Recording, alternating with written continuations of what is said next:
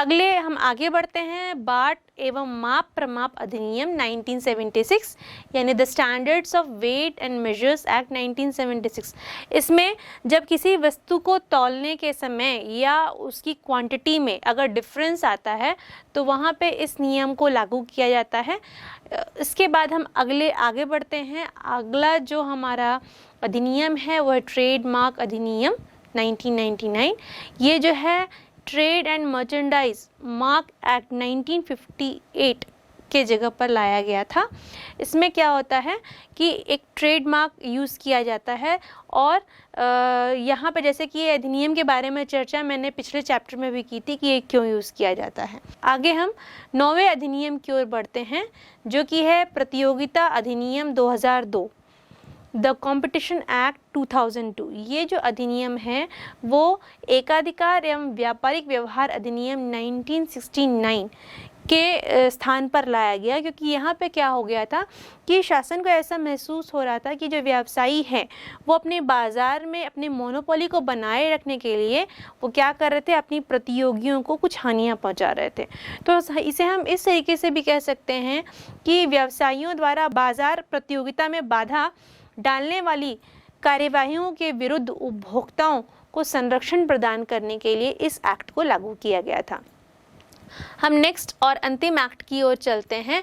जो अंतिम हमारा एक्ट है वो है भारतीय मानक ब्यूरो अधिनियम 1986। ये जो एक्ट होती है इसमें 2 क्रियाएं संलग्न की जाती हैं। पहली क्रिया ये होती है कि यहाँ पर जो प्रोडक्ट है या जो उत्पाद है उसकी गुणवत्ता को प्रमाणानुसार मापा जाता है और जब ये पाया जाता है कि उसकी जो क्वालिटी है स्टैंडर्ड्स के अनुसार सही है तो वहाँ पर BIS स्कीम के अंतर्गत उस पर ISI मार्क लगाया जाता है। जब किसी उत्पाद पर यह ISI मार्क लगाया जाता है तो यह निश्चित किया जाता है कि वह उत्पाद उच्च क्वालिटी का है या उसकी जो क्वालिटी है वो बहुत अच्छी है। इसके बाद इसकी जो दूसरी क्रिया है वह यह है कि अगर कोई व्यक्ति या कोई उपभोक्ता इस ISI मार्क वाले उत्पाद के अगेंस्ट में या उसके विरुद्ध में क्या करते हैं, कोर्ट में केस करते हैं या उसके विरुद्ध शिकायत करते हैं, तो इस स्थिति में क्या होता है, उन शिकायतों को सुनने के लिए शिकायत केंद्र खोले गए हैं और उनकी शिकायतों को दूर करने की कोशिश की जाती है। तो यहाँ पर जो है भारतीय मानक ब्यूरो अधिनियम 1986 इस तरीके से कार्य करता है। बच्चों ये तो हुए अलग अलग अधिनियम जिनका उपयोग करके एक कस्टमर या एक कंज्यूमर जो क्या होता है या एक उपभोक्ता जो है वो क्या कर सकता है, अपने आप को शोषण से बचा सकता है। आइए हम डिटेल में जो उपभोक्ता संरक्षण अधिनियम है उसको देखते हैं और उसके जानते हैं कि आखिर वो है क्या।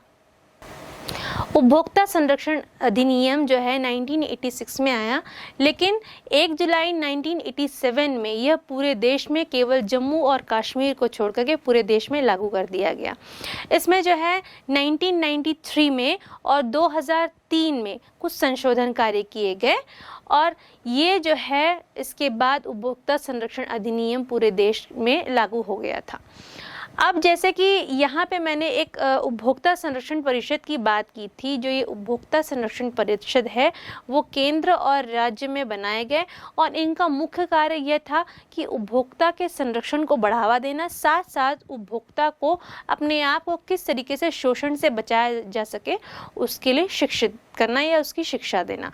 इसके लिए क्या किया गया, उपभोक्ता संरक्षण परिषद यानी इस तरह के काउंसिल की स्थापना को सामने लाया गया है। इसमें क्या किया गया, शासकीय और अर्ध शासकीय या गैर शासकीय व्यक्ति भी इसमें सम्मिलित किए गए जो कि इस काउंसिल के अंतर्गत कार्य करते हैं। अब हम इनकी कुछ विशेषताओं को देखते हैं कि उपभोक्ता संरक्षण अधिनियम के अंतर्गत क्या विशेषताएं सम्मिलित की गई। जो पहला विशेषता है या जो पहली विशेषता है वो है मदों का फैलाव यानी कवरेज ऑफ आइटम्स। इनमें उन सभी वस्तुओं और सेवाओं को लिया गया जिसमें कि अगर कोई शोषित होता है तो उसके अगेंस्ट क्या होगा या उन समस्याओं को सुना जाएगा उपभोक्ता के। केवल उन वस्तुओं एवं सेवाओं को छोड़ा गया जो कि केंद्र शासन द्वारा कुछ विशेष जो है नियम और कानून के तहत मुक्त होती हैं। इसके बाद जो दूसरी इसकी विशेषता आती है वह विशेषता यह है कि क्षेत्र का फैलाव यानी कवरेज ऑफ सेक्टर। इसमें कौन कौन से सेक्टर्स आते हैं? निजी आता है, उसके बाद जो है सार्वजनिक आते हैं और सहकारी आते हैं। तीसरा इसकी विशेषता यह है कि उपभोक्ता अधिकारों का समूह होता है। क्या? Group of consumer rights. जैसे कि आप जानते हैं या आपने सुना होगा कि उपभोक्ता को कई तरीके के अधिकार प्राप्त हैं, जो कि इस चैप्टर में हम आगे डिटेल में पढ़ेंगे। इन शॉर्ट में बता देती हूँ, जैसे सूचना का अधिकार है, शिक्षा का अधिकार है, चयन का अधिकार है, सुरक्षा का अधिकार है, उपचार का अधिकार, ये सारे अधिकार जो है उपभोक्ता को प्राप्त है। और इन जो अधिकारों के बारे में हम डिटेल में इस चैप्टर में बाद में पढ़ेंगे। आइए हम अगली विशेषता की ओर पढ़ते हैं, जो कि कहती है सुरक्षा, सेफ्टी। किससे सेफ्टी देना? अगर कोई वस्तुओं से या किन्हीं सेवाओं से या किसी व्यवसायिक इकाइयों से अगर उनको कुछ नुकसान पहुंच रहा है, कि उनको उपभोक्ताओं को उनसे सेफ्टी या सुरक्षा प्रदान करना कि उन्हें किसी भी तरह की हानि ना हो, ये इस उपभोक्ता संरक्षण अधिनियम का कार्य है या इसकी विशेषता है। इसके बाद अगर हम आगे बढ़ें तो अगली विशेषता कहती है कि प्रावधानों की क्षतिपूरक प्रकृति। अब इसमें क्या है कि जैसे कि सेफ्टी देना या सुरक्षा प्रदान करना इसकी एक मुख्य विशेषता या कार्य मान सकते हैं, लेकिन इसके अलावा उपभोक्ता जो क्षतिपूर्ति के लिए भी एप्लीकेबल है या उसके लिए वो अप्लाई कर सकता है, और कुछ एक्स्ट्रा उसको मदद चाहिए या उसका कुछ नुकसान हो रहा है, उसकी क्षतिपूर्ति अगर वो चाहता है, कंपनसेशन हम कह सकते हैं, अगर वो चाहता है तो वह इस अधिनियम के अंतर्गत उसको प्राप्त हो सकता है। तो अगर कोई उपभोक्ता चाहता है तो इस तरीके के लाभ वो इस अधिनियम के अंतर्गत प्राप्त कर सकता है। जो छठवां हमारा विशेषता है वह है 3 स्तरीय शिकायत तंत्र। जैसे कि मैंने आपको बताया था 3 टियर ग्रीवियंस रिड्रेसल मशीनरी। इसमें जैसे कि मैंने आपको बताए थे 3 तंत्र तैयार किए गए थे, जिसमें न्यायालय तैयार किए गए थे। यहाँ पर ये न्यायालय जो है उपभोक्ताओं को शोषण से बचाने के लिए और लाभ अर्जित करने के लिए तैयार किए गए थे। ये 3 जो शिकायत तंत्र थे वो कुछ इस प्रकार थे। पहला था जिला स्तरीय व जिला फोरम था, राज्य स्तरीय था व राज्य आयोग था, और तीसरा था राष्ट्र स्तरीय व राष्ट्रीय आयोग था। इसके बाद हम 7वें बिंदु की ओर या 7वीं विशेषता की ओर चलते हैं। तो उसके अनुसार उपभोक्ता संरक्षण परिषद, जैसे कि मैंने आपको बताया कि कंज्यूमर प्रोटेक्शन काउंसिल का विशेष कार्य यही था कि कंज्यूमर प्रोटेक्शन को बढ़ावा देना, साथ ही साथ उनको शिक्षा प्रदान करना कि वह अपने आप को शोषण से किस तरीके से बचा सकें। उसके बाद अंतिम जो इसकी विशेषता है यह है समयबद्ध निवारण यानी टाइम बाउंड रिड्रेसल। इसमें क्या होता है, किसी भी शिकायत को लेकर के एक निश्चित समय अवधि में उसकी अर्थात उपभोक्ता की शिकायतों का निवारण कर दिया जाता है और उनकी शिकायतों के लिए हल प्रदान कर दिया जाता है। तो बच्चों, इस तरीके से जो हमने है उपभोक्ता संरक्षण अधिनियम को डिटेल में जाना है और उनकी विशेषताओं को जाना है। आइए अब हम उपभोक्ता संरक्षण नियम को और अच्छे तरीके से जानते हैं। आइए अब हम उपभोक्ता संरक्षण अधिनियम के कुछ मुख्य प्रावधानों की ओर चलते हैं, यानी main provisions of customer protection act. इसमें जो पहला प्रावधान है या पहला देखते हैं उपभोक्ता का अर्थ। जैसे कि हम जानते हैं कि मीनिंग ऑफ कंज्यूमर क्या है, वे लोग जो गुड्स एंड सर्विसेज यानी वस्तु एवं सेवाओं का क्रय करते हैं एवं उनका उपभोग करते हैं, वो लोग क्या हुए, कस्टमर हुए। लेकिन उपभोक्ता संरक्षण अधिनियम के अनुसार हम देखेंगे कि कंज्यूमर का अर्थ क्या है या उपभोक्ता कौन होते हैं। उनके अनुसार वे व्यक्ति जो प्रतिफल के बदले वस्तुएं क्रय करते हैं अथवा सेवाएं क्रियाएं कर लेते हैं। इसके अलावा वह क्रेता की स्वीकृति से वस्तुओं का उपयोग करते हैं, वह उस अन्य व्यक्ति की स्वीकृति से सेवाओं का उपयोग करते हैं जिसके द्वारा उन्हें किराए पर लिया जाता है। और अंतिम वे लोग उपभोक्ता कहलाते हैं जो क्रय की गई वस्तुओं अथवा किराए पर ली गई सेवाओं का उपयोग केवल स्वरोजगार के लिए या अपनी जीविका को अर्जित करने के लिए करते हैं। तो ये जो 4 हमने बिंदु देखे, ये हैं उपभोक्ता के अर्थ किसके अनुसार, उपभोक्ता संरक्षण अधिनियम के अनुसार। अब हम आगे देखेंगे कि शिकायतें कौन कौन दर्ज करा सकता है। तो स्वयं उपभोक्ता, एक उपभोक्ता शिकायतें दर्ज करा सकता है, और कोई भी मान्यता प्राप्त उपभोक्ता शिकायत दर्ज करा सकता है। इसके अलावा केंद्रीय सरकार दर्ज करा सकते हैं, राज्य सरकार, या मृत उपभोक्ता का जो कानूनी अधिकारी जो अथवा प्रतिनिधि होगा वह अपने क्या करा सकता है, वह अपनी शिकायत को दर्ज करा सकता है। फिर हम शिकायत के आधार देखेंगे कि किस बेसिस पे या कौन से ग्राउंड्स पे कंप्लेंट्स किए जा सकते हैं।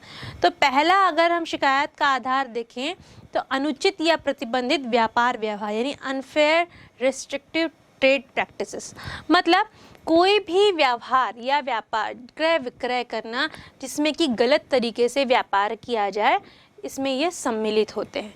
अब सबसे बड़ी जानकारी लेना जरूरी ये है कि ये अनुचित व्यापार और ये प्रतिबंधित व्यापार क्या होता है।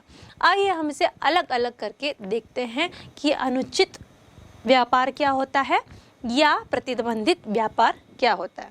तो पहले देखेंगे हम अनुचित व्यापार व्यवहार। अनुचित व्यापार व्यवहार में क्या होता है कि ज़्यादा लाभ अर्जन करने के लिए जब कोई व्यावसायिक इकाइयाँ या व्यवसायी क्या करते हैं, त्रुटिपूर्ण तरीके से अपने व्यापार का व्यवहार करते हैं और जो उपभोक्ता है उनका शोषण करते हैं, तो वहाँ पर आता है अनुचित व्यापार व्यवहार।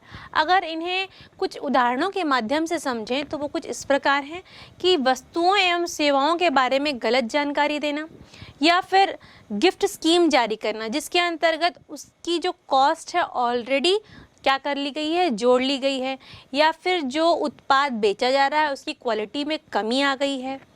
इसके बाद निर्धारित प्रमापों का पालन न करना, मतलब जो स्टैंडर्ड्स तय किए गए थे किसी प्रोडक्ट या सर्विस को लेकर के कि वो इस तरीके से बनाए जाएंगे या उसका स्टैंडर्ड ये होगा, वो स्टैंडर्ड का ना होकर के उसकी क्वांटिटी या क्वालिटी में डिग्रेडेशन होगा या कमी आ जाएगी।